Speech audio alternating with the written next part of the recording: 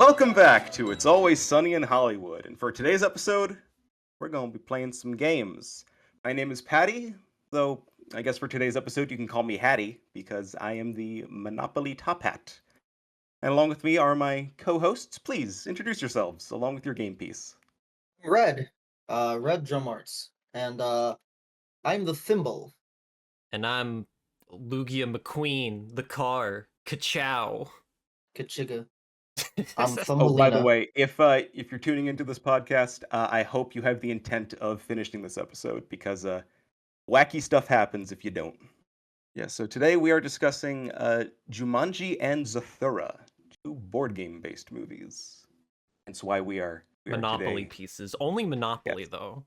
Yes. I feel like the No, I they're feel like the Monopoly technically pieces are the most recognizable game pieces. That's true. there's chess. So yeah, but I mean in terms of, Like contemporary board games. Isn't it funny that like the most famous board game of modern times is just about bankrupting everyone? That's very strange. Man, all the board games are kind of strange because there's this, and the game of life is kind of similar. That game ends with you dying, right? The fictional character dying.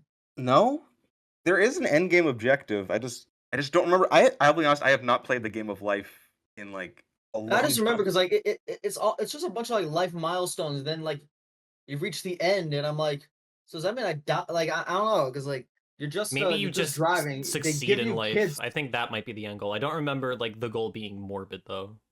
No. No, I went definitely to not. I think it college. was make it home? I don't know. I do know it starts Okay. off with you deciding whether or not you go to college. Determines a lot of other stuff in the game, but again, it's been a long time. And I'll be honest, I don't remember the You last may time I laugh at even me, played a board game. crabs, but I went to college. I mean, I play chess sometimes, but I can't Chess is remember the last just time I played like war. You I know, can't remember the last time I played like Monopoly or Trouble. I like playing advanced chess, aka Fire Emblem, Is that chess 2 technically? in a way. The chess is interesting. Like I saw this video talking about kind of like how chess evolved. And if you look at like basically the original form of chess, so many board games, include like basically any like war related game is basically just like an advanced version of chess. Like Fire Emblem is probably like the most like blatant video game type. All those like tactical things. It's just chess if you really want. If you want to get real, it's just like All right, so you heard it here. complicated Attention, chess. chess players. Chess 2 has technically dropped like 2 decades ago. There's a couple chess too, I guess, because there's Advanced Wars, I know, Final but Fantasy Tactics, Ogre you Battle. you got options. You got chess 2, chess 2.0, chess 2. I don't know. Lugia, do you play any tactical RPGs? I did play the first two Disgaea games. But I think that's about it though. Of course, you picked the ones I haven't played. Disgaea, okay. Yeah, I haven't played Disgaea yet. Hey, have you guys actually ever played the board games that we have like in question? Because there is like a Zathura game. I remember we had it in our like elementary school class. I It was remember like it. I never played it though. No, I haven't yeah. seen any of those out in the wild. Yeah, I remember playing it. I don't even remember if like the game was actually that fun because it just kind of seemed like random bullshit, honestly. But like everyone liked it because it did have like the kind of like moving, like it had like the track where I mean you like you got to push the pieces like on that moving track, so that was kind of cool. Here's a question: is Operation a board game? Technically, yeah. I don't, I wouldn't count it. There is a board involved. You are Yeah, competing I against other players. I wouldn't really count it because like again, like I mean you're competing against other players and like Well, what defines a board game specifically? Does it just have to have a board, or does it need to have like individual pieces I think it needs like progressing pieces and progressing through? yeah, I think you need like dice or something, something that controls the flow of like Does how Sorry your have pieces dice? move. No, I wouldn't count say like Battleship. It's a board game, but I wouldn't say like it qualifies as this kind of board game, like the type of board game we're talking about. There's Candyland. That's probably like the classic one. Mousetrap. And that was like probably the most fun board game, mostly because like It's a Rube Goldberg machine, and those are always fun. yeah, fun of the game is honestly the setup and the cleanup. Really, I don't remember if like the actual like moving the pieces around is that I fun. don't either. Let's be real. If you had Mousetrap, you just set it up to see the reaction. Maybe you tried playing it once, but you decided, nah, I just want to see the chain of events. Yeah, I mean, I feel like I played with my friends, but like it had like the same. Like I feel like gameplay wise, it just kind of felt like lame Jenga. You move the piece, and then oh maybe you get to be the one or something like Maybe, that. just maybe. Speaking of chess, since we were talking about that earlier, you know the Queen's Gambit, that Netflix show about chess? They released a tie-in board game. Netflix released a tie-in board game, and you think, oh, it would just be chess. It's not. It's like some weird like modified thing. It's ridiculous. I don't know. I don't know why they didn't just sell chessboards. So, what game is it? It's like a thing that's kind of like chess, but like I don't know, it's different. I think it's like their argument is like, oh, we want to simulate you feeling, having the special foresight powers that like the lady has, but it's just dumb. Maybe they figured just doing a straightforward chess game would be too obvious, so they decided to be cute about it. And should we actually get into the actual movies now? Don't we have news first? Yes. We have a couple deaths I want to talk about. The first is Jim Shooter. If you guys aren't familiar, Jim Shooter is one of the most important figures in the entire comic book industry. He passed away June 30th at age 73. And the best way I could describe him is he is Stan Lee after Stan Lee. He started his career as a writer for DC Comics, but eventually he became editor in chief of Marvel Comics. And the editor in chief is like the role Stan Lee had, like similar thing where like they're just kind of in charge of all the comics. They dictate a lot of the story decisions. They're almost like a Walt Disney figure where they kind of like determine all the creative directions of all the stories and whatnot, and they sort of keep everything organized. He was kind of like the Kevin Feige, but like of the actual comics. He took over after Roy Thomas stepped down, who was another major guy. But so Stan Lee, he was still the publisher. He was still in charge of the company, but he moved to LA to oversee all of Marvel's animation, television, film. So Shooter was basically given complete creative control of the actual comics at Marvel. Yeah, in his 9-year tenure, he was responsible for Chris Claremont and John Byrne's run on Uncanny X-Men, which is the most famous run of X-Men. He also oversaw Frank Miller's run on Daredevil, which is the most famous run on Daredevil. Yeah, he defined a lot of Thor, a lot of Spider-Man. So rest in peace, Jim. He was a controversial figure, but he was also undeniably an important one. Although you can probably say that about most editors, Stanley was similar. The other major death I want to talk about is Michael Madsen. Michael Madsen is probably is an actor, probably best known for his work with Quentin Tarantino. He was Mr. Blonde in Reservoir Dogs. That was his sort of breakout film role, but he also shows up in Kill Bill Volume 2, The Hateful Eight, and Once Upon a Time in Hollywood. He's one of like I guess Tarantino's regulars. Probably also known for Sin City, Donnie Brasco. He plays like a lot of these kind of tough psychopathic characters, and I believe he also played the main character in GTA 3. So he was one of the first kind of major actors to work in a video game. He played actually various roles in GTA 3. Narc, Dishonored. So rest in peace, Michael Madsen. Are we ready to roll the dice? Yep. It's your turn. That it is. Okay, come on. Maybe it needs a new pair of shoes. Anyway, Jumanji. Well, to start Jumanji, since it did come out first. So this is based on the children's book of the same name by Chris Van Allsburg, originally published in 1981. And fun fact: Chris Van Allsburg also wrote the original Polar Express book. So what is a Jumanji? Well, it is actually a word of Zulu origin, roughly translating to mean many effects. And that is actually not true at all. It is a made-up word by Allsburg. He just wanted something that sounded mysterious, and that was just the word that came to him. He has no idea how. The movie Jumanji was directed by Joe Johnston, who also directed Honey, I Shrunk the Kids, The Rocketeer, and Jurassic Park 3. And in terms of the film's production history, TriStar agreed to finance the film under the condition that Robin Williams would play the lead role. However, Williams originally didn't like the script and declined, so it was rewritten a few times before he was like, yeah, okay, I'll do it. However, Joe Johnston was originally a bit skeptical of having Williams casted due to his tendency to improv. However, Williams agreed to stick to the script and try to limit his improvisations. The movie was filmed in Keene, New Hampshire, and after filming wrapped up, Robin Williams was given the key to the city. And to this day, there is a sign for the Paris Shoe Factory painted on the side of one of the town's buildings, and it has since become a memorial for Robin Williams. Jumanji released in late 1995, where it grossed $265 million against a budget of $65 million. The reviews were pretty mixed. It did spawn two sequels. as well as a spin-off, which we'll discuss later, as well as an animated series. I actually didn't know this movie had an animated spin-off. Did you guys? No, I didn't even know it had sequels. Well, Yeah. do we count the Dwayne the Rock Johnson films? Are those the Yes, sequels those technically? are the Okay, sequels. all Those are right. the sequels. Never They mind pick up then. because yeah, I've seen all the Jumanji movies. I think I even read the book in elementary school, but I had no idea there was an animated show. It kind of makes sense, in the 90s they did that with a lot of successful family movies. Anyway, so what is the plot of Jumanji? Well, in 1969, there is a boy named Alan who comes across this mysterious board game that was buried in the ground. And so, for giggles, he and his friend Sarah decide to give it a spin, see what it's all about. But in doing that, the game, with all of its magical powers, sucks Alan into it. And this scares Sarah to hell and back, so she runs out. Like 25 years later, there is a new family that moves into the house with two orphan kids named Judy and Peter.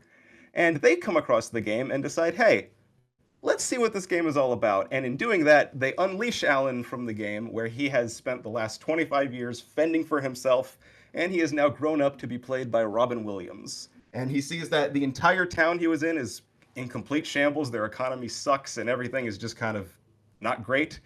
So he and his friend Sarah, who he reunites with, team up to finish the game in hopes of basically ending all the chaos that's caused. Because as the game continues, shit gets wild. The house becomes overrun with giant plants, and there are stampedes of rhinos and monkeys, and this all leads out of the house and into the town, and it's just a complete mess. So they gotta finish the game in order to fix everything up. And keep in mind, by the time that they summon Alan into the present day world, there's already monkeys and murder hornets everywhere. So even if they could stop the game, the world's already in disarray. So we've all seen this movie before, right? I have not seen it in a long time. I do Yeah, remember me key neither. moments, but when it came to all the little nuances about the character relationships and dynamics, no, I did not remember that. I'm in a similar boat. I saw this movie once a long time ago at my grandparents' house, and aside from the basic premise, the only two things I really remembered were the scene where Alan gets sucked into the board game, which I remember freaked me out, and the stampede. Otherwise, I didn't remember anything else. What about you, Red? I've seen it. Yeah, yeah. I think I've seen every Jumanji movie, including I know, Zathura. I've seen all of them before. So, yeah, because you and me saw the Dwayne Johnson movies in theaters. yeah, I and think I, I I only think saw the sequel to the new Jumanji movies with you guys. I don't think I ever saw the first Dwayne Johnson one. Have you seen this um multiple times, or was this your second rodeo? this is my second time. Well, I've seen Okay, so Zathura multiple times. But I haven't seen Jumanji multiple times. Jumanji I've only seen once, and is it when you were a kid? no, it was like in high school or something. So you saw this much later than we did. Yeah, no, I did not grow up on Jumanji. It was something I went back to just because um eventually I was like, I should probably see like some of the '80s classics everyone talks about.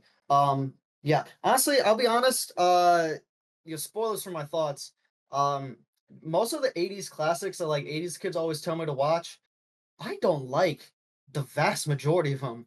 You've told us you don't like Ghostbusters, so is this a similar case? You didn't like this one? Yeah, like I don't hate it, but like I watched it, I was like, that was okay, and then I just never thought about it again until you guys told me to watch it again. I do like Zathura. Like I genuinely think Zathura is a good movie. I've seen it more than once. It'll be interesting to talk about like I guess the difference and why Zathura connected with me, but this didn't. So we'll go more into that when we get to Zathura, I guess. Okay. What about you, Lugia? I'm much more positive on Jumanji as a whole. I don't think it's perfect, mind you. I do think the idea of the board game coming to life and affecting the world is like such an interesting concept. However, when it comes to how they pace that between the roll of the dice and then taking a look at what happens outside, it kind of feels like it drags it out as the movie goes on. Because I think for like a good half hour after the hunter is like part of the game now, and he's like trying to kill Robin Williams, like it's just the main characters getting into wacky shenanigans in the outside world and trying to get the game back. It kind of felt like it wanted Hmm. to run with the concept of what Jumanji is, and then they wanted to distract you with the cause and effect. I mean, that's fine, but it felt like that part of the movie went on way too long. Yeah, I get that. I will admit this movie's pacing and tone does feel a bit inconsistent. Like it doesn't fully know what it wants to be if it wants to go Sometimes fully. sometimes this just wants to be a horror film. Sometimes, yeah. Like at the beginning, like it has that whole setup with, Alan and everything, and then it's the kids, and then Alan comes out of the board game and it's like 20 minutes of just like him realizing what the world is and him connecting with Sarah again.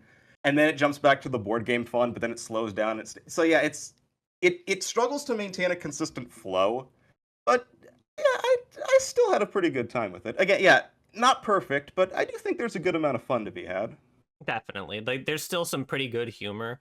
One of my favorite moments in this film is when the hunter, like, he runs out of ammo on his shotgun, so he goes to a gun store to buy like a new gun, and he uses currency from like his time period, which they said was like 1903. That's like some Bill and Ted shit. That's like when Bill and Ted like gets everybody like to the mall and they start dicking around at all this modern technology that they're not familiar with. My favorite bit is really anything with Carl. He was my favorite character. Carl's pretty funny too. When the plant grabs his car and he just freaks out. When he sees the alligator Yeah. in the flood. It is great to see the house become like progressively like more overrun with chaos as it goes on. Like it floods, like there's alligators in it, there's the giant plants. There's a lion in the bedroom. Okay, it's an interesting balance between practical effects and digital effects. I did see behind the scenes that they said Jurassic Park was a big inspiration, and you can definitely see it with stuff like the Stampede. Yeah. That being said, though, the CG, oh, oh man, that.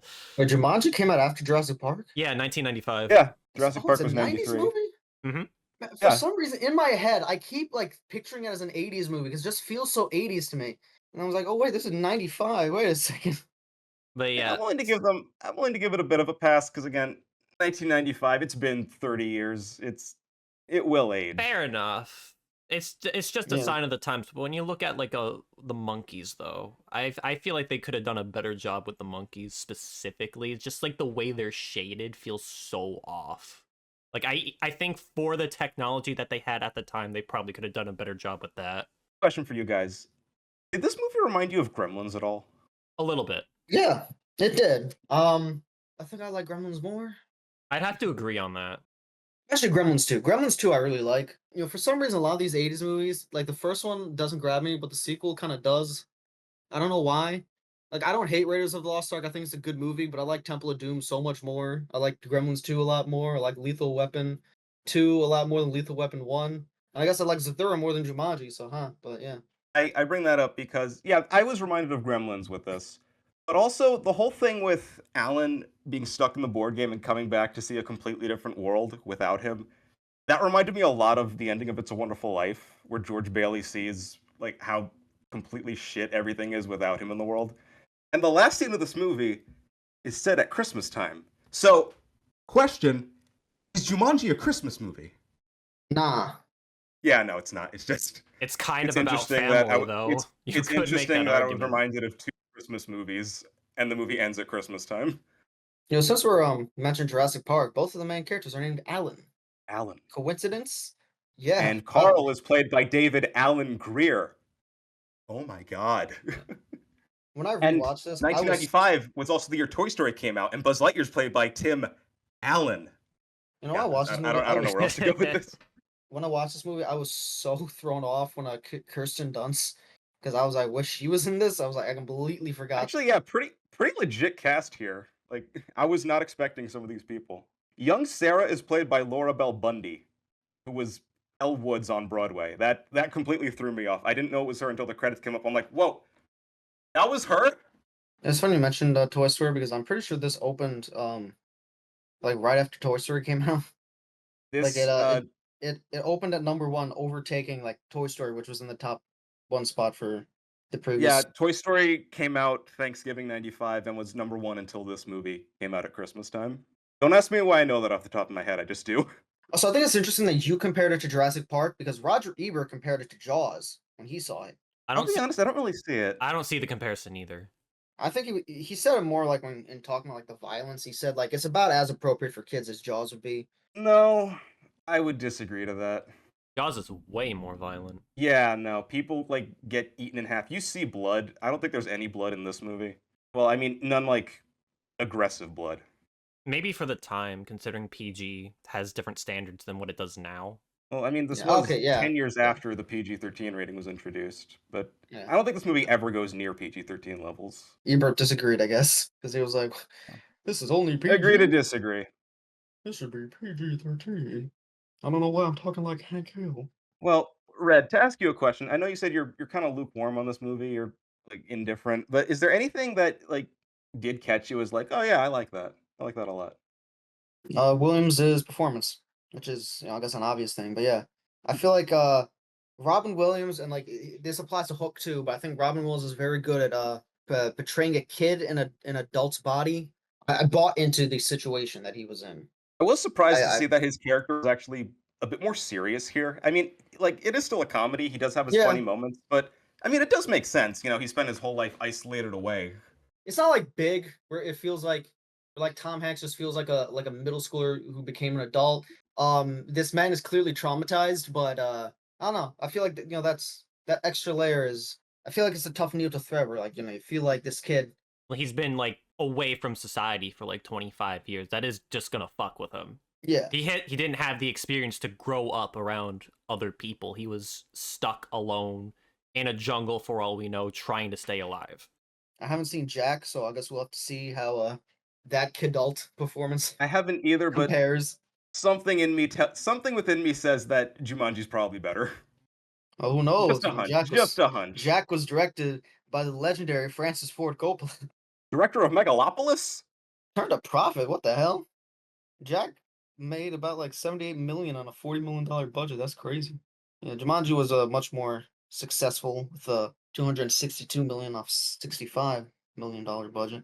Outside of serious movies, like actually even in some of the serious movies, but like I feel like a lot of Robin Williams' performance was kind of rooted in almost like pretending to be someone else and like because like Mrs. Doubtfire, like he was pretending to be he's pretending to be an old lady and like I feel like a lot of his like performances kind of like rely on duality because like a Hook was kind of like a similar thing where it's like the boy who never grew up, what if he grew up and he was like he kind of had to portray almost like childlike element to it while also feeling like a proper adult. Same with Jumanji, same with Jack. The Birdcage is interesting because that was a different type of duality where he is a gay man who has to pretend to be straight. But yeah, I'd say like he was a highlight of the film. I Fair thought it enough. was interesting how Van Pelt was played by Alan's father. I thought that was an interesting choice once I realized that. Going back to Peter Pan, kind of a, Mr. Darling, Captain Hook, same person. Sure, there's some interesting thematic thing there. Maybe, but we only have one scene with Alan and the father until the ending, so it's not really a huge focus. The ending So I kind guess. of threw me off a little bit. Oh yeah. So I was very curious. All right, how does this movie end again? Because I did not remember. It's like an alternate reality. Like basically like Alan's like returns to his life again or something. But I guess like it But changes the timeline. So I'm wondering but is like how did this impact history or something? So did but they the keep timeline where they they played the game just get discarded after they finished it? Yeah. but they keep All, all their memories of what happened. Or at So least they're only Alan and Sarah do. Judy and Peter so don't. in a way their life technically doubled in length. That's yeah, I guess. kind of disturbing. The kind of reminds me of like X-Men Days of Future Past or something where like well did it double in length for the kid? Because I feel like with the No. kid he just kind of like I Alan's life mean, doubled in but like I don't know if no, the Sarah's life doubled in length too. it's like baby her had like the full memories. That's crazy. With Sarah, you could like use the knowledge of what the world came to, and like maybe make some bucks on some bets and stuff. I mean, how With that work? it Mom, Dad, the Berlin Wall is gonna fall in a few years. Please invest all your money in like, well, what are they gonna do? I Mom, was thinking more Dad, like there's sports this stuff, company called Apple. like what Marty wanted to do in Back to the Future too. You guys know Ronald Reagan, the actor? Funny thing's gonna happen. I don't think she was born, but I think she was. No, that was 1969 is when Alan and Oh, Sarah played the game. Okay, but before we get too dark here, do we have any final thoughts on Jumanji? Because I've said my piece. I think it's pretty I'm fun, getting but lead. it is a I'm bit. getting lead It poisoning. is a bit inconsistent. I thought the character dynamics, which again I didn't really remember from my initial viewing, they were okay. Like I think the strongest part of the film is Alan and Sarah's relationship, how these two friends turned couple were separated for so long and now they were trying to get back together. Well, Alan was trying to get her back to play the game because she started it. But aside from that, everyone else's chemistry just was kind of there. Like I guess Fair Judy and enough. Peter are okay as siblings. They don't really bicker or anything like that. We'll get to Zathura though, just you wait. But it's implied that their parents both died and they were living with a caretaker. I forget her name, but after the time travel shenanigan, Alan and Sarah do their best to make sure that they live instead. So I guess that was something, but it's not really like a core part of their characters at all. Yeah, here's the thing. I think people who write children's books are just low key kind of insane. Because like, you know what's another like classic kids movie that came out in the 2000s? What? Holes. And do you remember how batshit that Ah, movie was? Where Yes. it was like, yeah. oh yeah, so a bunch of kids are in this slave camp, basically, and there's to dig this hole from this bounty hunter from like who became a bounty hunter after they lynched her husband. I'm like, whoa, what the hell? And also, this kid, Also, there's a his family family got curse. cursed by a gypsy, and onions saved their lives somehow. I'm like, what? Whoa! It's like, what's going on here? 7-year-old me was like, this is the greatest book ever. Yeah, kids movies are very So bizarre. Remember like How to Eat Fried Worms or like shorts? Bizarre fucking movies. Spy Kids, the big ass like thumb 2000, motherfuckers, the like 2000s was on something, and I kind of Shark miss Boy it. and Lava No, Girl. not kind of. I really miss it. Shark Boy and Lava Girl, like hold up. Guy starts like singing him a lullaby and then starts like going into a Breakdancing, doing flips. But to go back to this Jumanji sequel that never came to be, spoiler alert, it never came to be. And the reason for this was because there were numerous script rewrites, as well as Chris Van Allsburg, the original author of Jumanji. He fucking hated the idea. And he decided to instead write a whole new book based on a different board game, hoping that the executives would be more interested in adapting that than whatever White House Jumanji movie they were going to do.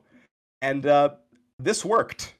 Zathura is a book that was made simply to prevent this White House Jumanji movie from being made. Do with that information what you will. So Chris Van Allsburg, hated the idea and decided, I'm going to make a new book that we're going to adapt instead, and that was Zathura. And the book was yes. published in 2002, and at the director's helm this time, we have Jon Favreau, director of films like Elf, the first two Iron Man movies, Cowboys and Aliens, as well as the remakes of The Jungle Book and The Lion King. And if I can go off on another tangent here, Jon Favreau has such a A weird weird. career.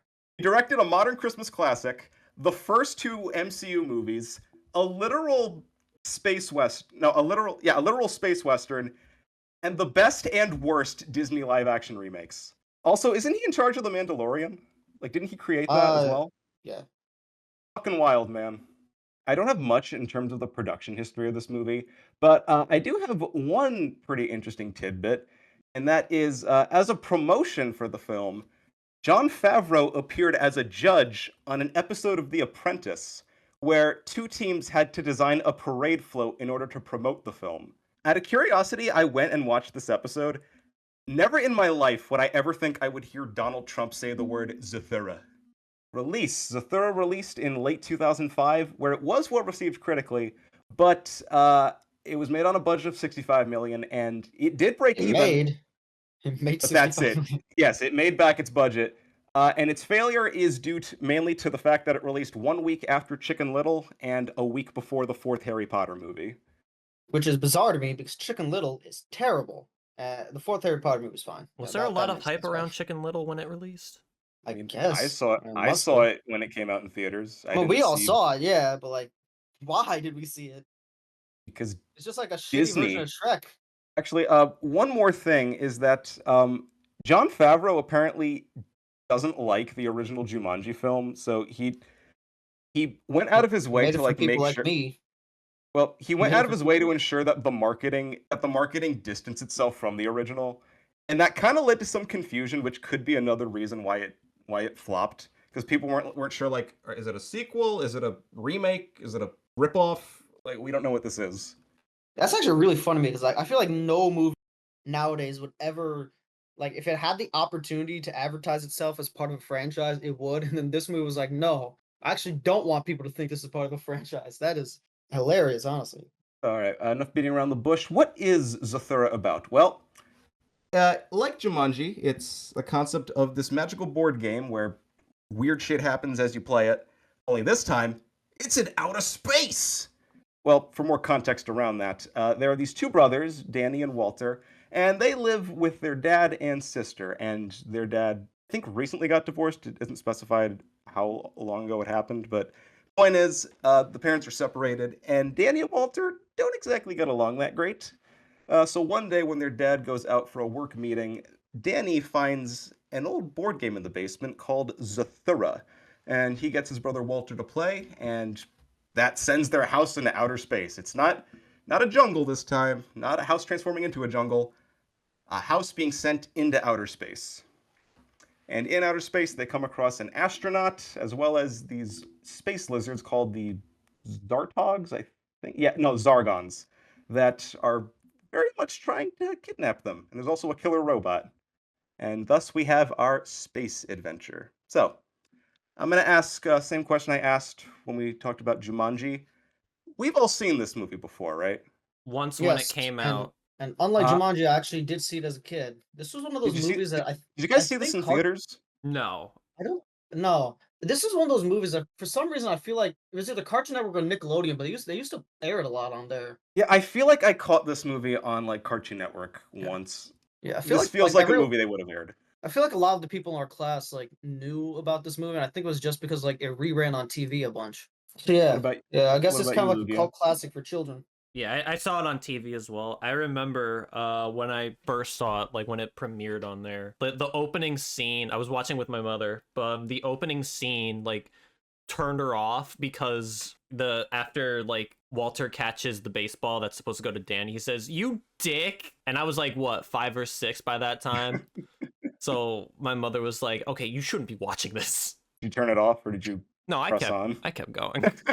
I think the Okay. only other moment that would have turned her off is when Walter talks to the robot. He's like, "Give me a juice box, biatch."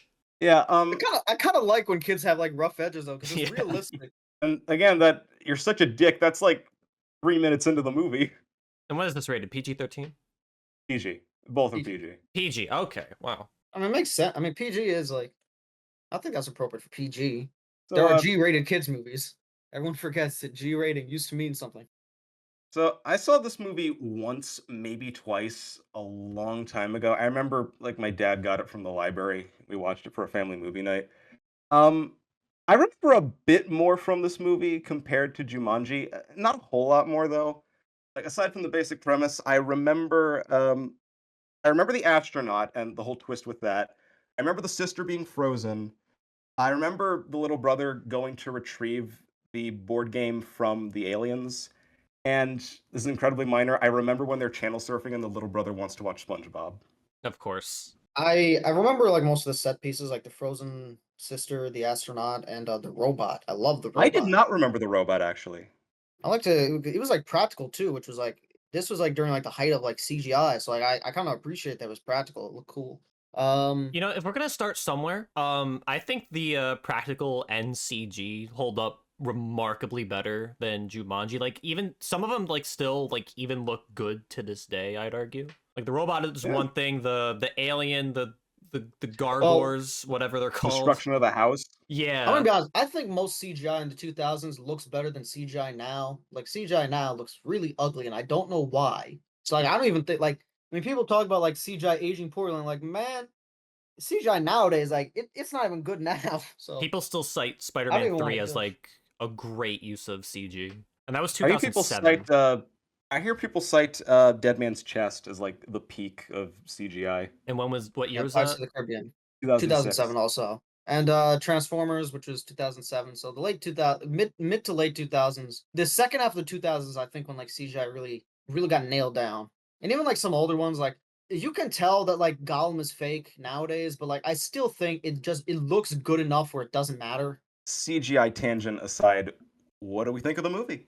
I think it's a lot better than Jumanji. I think it is a solid kids movie. I like the brother relationship that it's surrounded around, and I think it had a pretty compelling conclusion.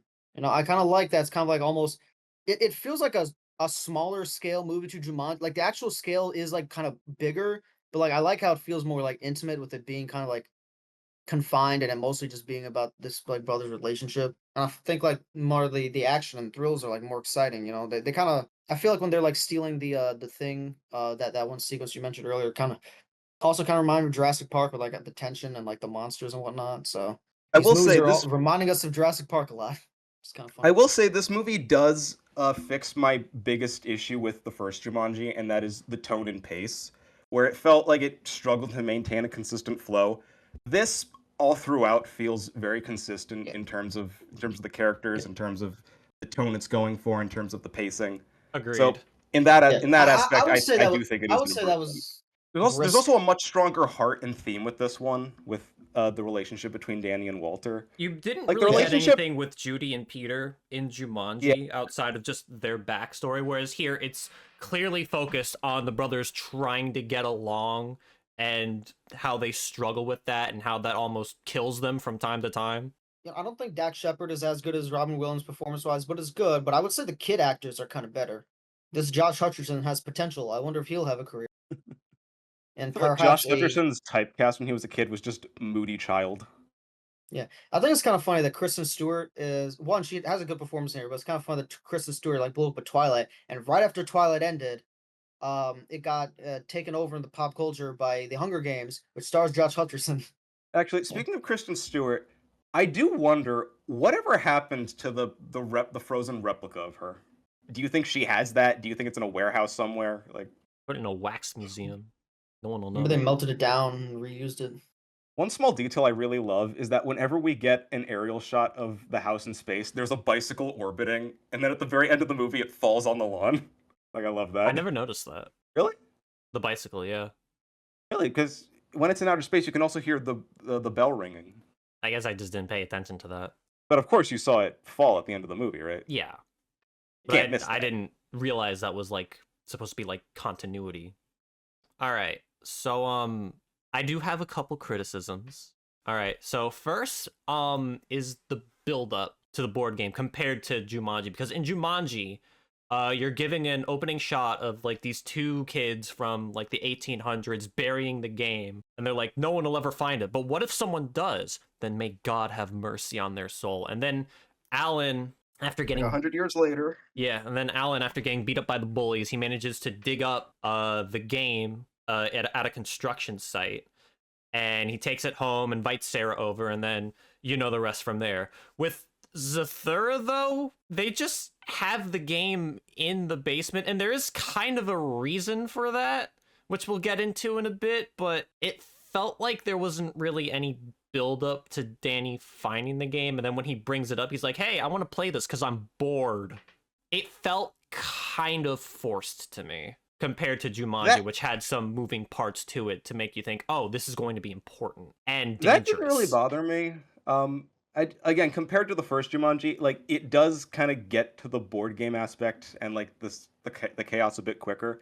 But what I did have a question about was the way it ends. Like the board game's finished. Do they just put it back under the stairs for their dad to find later? Like there's no conclusion as to what they do with the game when the chaos is done. It just ends and they're like, woo! Now we're going to mom's.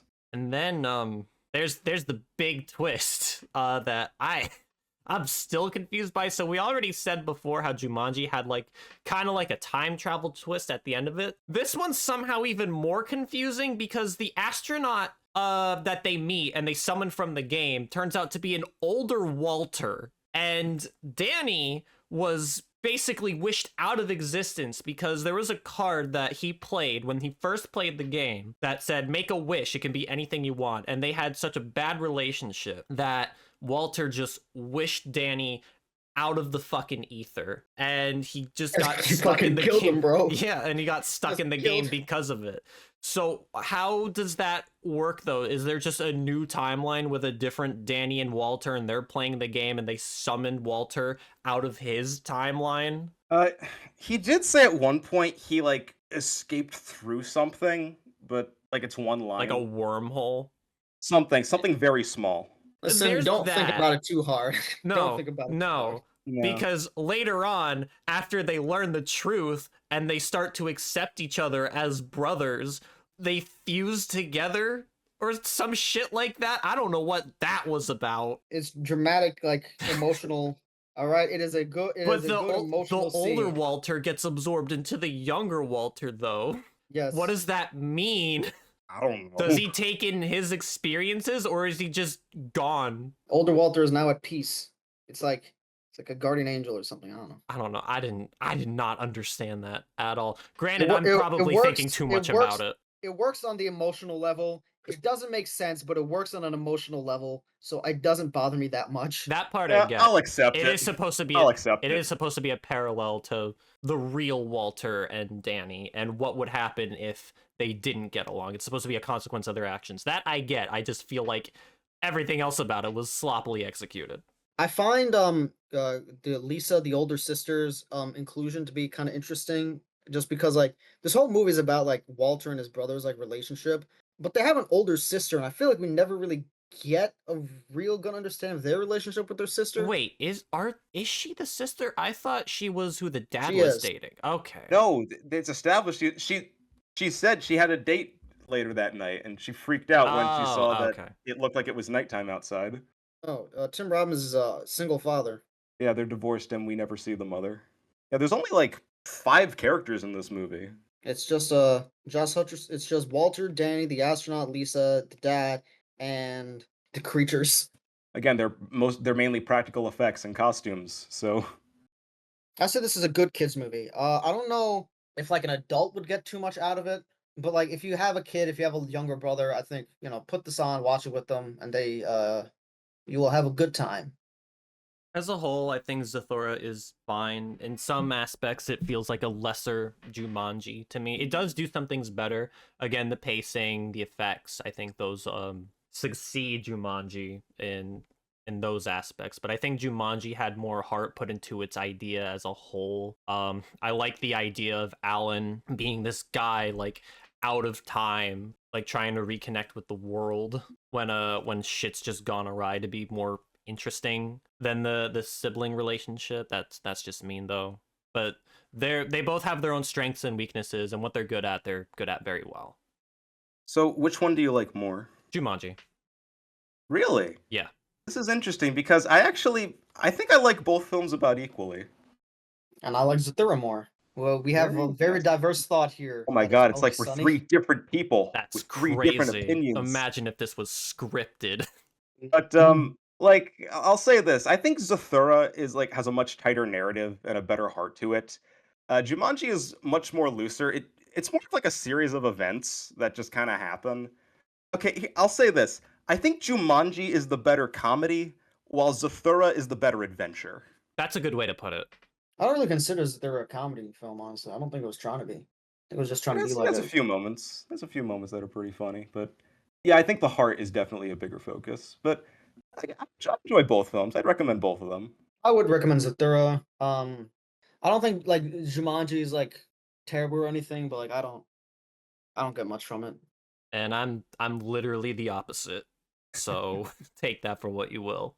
Yep. So I know I said a few movies that Jumanji reminded me of. Did we have anything that Zathura reminded us of? Other kids' movies about brothers. Of like Because I got a weird thing that came to my mind while watching this movie. It's not even another movie. It's Star Fox Aliens in the Adventures. Attic. I was like Aliens in the Attic. I don't know. No, What do you- Star Fox what do you Adventures. mean? Have you even played Star Fox I Adventures? have not, but I do know that it's on a planet of dinosaurs, and the lizard aliens here kind of reminded me of that. Okay. I know it's like a very surface level comparison, but that's just what came to my mind. So if you like Zathura, play Star Fox Adventures. This is gonna be a weird one. It reminds me of Home Alone because it's about I a kind of see it. kid alone in a house, and it's kind of kickstarted by a fractured familial relationship. I wish I was never born. I was like, well, sometimes I wish the same. That kind of crap. So yeah, all right. This was a fun little game night, We're even very, though it's very morning. I think By wacky the with time our we're recording. opinions today. I think it's funny that Zathura was my favorite when I'm the only one here that doesn't have a brother. Like I don't know. Probably because like Patty and I like grew out of our like sibling rivalries.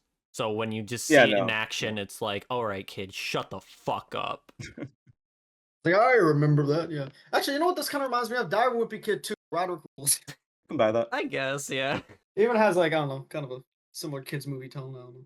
Holes. That's what it reminds me of. Even though Holes has nothing to do with this movie, just similar vibe. Actually, this one Yeah. kind of has more of like a noirish kind of cold vibe to it, which is kind of cool. I like All how this right, movie so looks. I actually like. I really like how the look of Zathura. I like how like I don't know. Like I feel like it kind of like I like the shadows and like I feel like its depiction of space is kind of like legit, kind of scary at times, or at least like for a kid it would be very scary, which I think is cool. Like when they were close to I don't think that was the sun. It was like supposed to be another planet, but it had like it gave off the vibe I of the think it sun was with the the sun heat. because the mass and orbit was like pulling everything towards them. I think it was a black hole. No, that was at Maybe. the Wait, are we end. talking about? No, Yeah, we're the talking black hole's at about the end.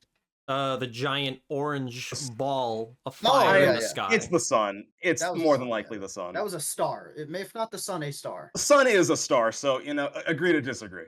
I mean, it might have been a different star. That's what I meant. But yeah, it's a Well, star. either way. It may be the sun, or maybe just some other planet star. Who Whatever it knows? was hot and fiery. And I do Yes, believe that's how many we people landed on describe me. so we've landed on the winning space with this episode, which means Red, your turn to pick the next game we shall play. Yes. So part of me thought it would be interesting to do a rewatch. But I decided not to do that just because one, I feel like if I want to rewatch this movie, I'd want to like pair it with something else. Like I was thinking about Boogie Nights and pairing it with either Babylon or Goodfellas, but I decided, you know what, let me watch Babylon first, then decide if it'd be good to pair it. Or watch Goodfellas first. I'm gonna do a double feature. And I feel like we haven't really talked about film history or major directors, that much in the last this year. Like we did I think what Seventh Seal and a few modern ones like Uncut Gems and Whiplash, but I feel like we haven't really talked about that many actual like classic, significant directors in a while, or like in general for decent things. I kind of want to return to that. I always liked it when we kind of expanded our film horizons, or we talked about something that it was maybe more substantial thematically. Yeah, so I picked two flicks that are related, and if you haven't seen them, you'll have no idea how they're related because they're completely different types of movies. But pick two flicks that are related. One of them is from the absolute height of the old Hollywood system, so I'd probably say it is the most representative of old Hollywood. It's like the ultimate old Hollywood movie.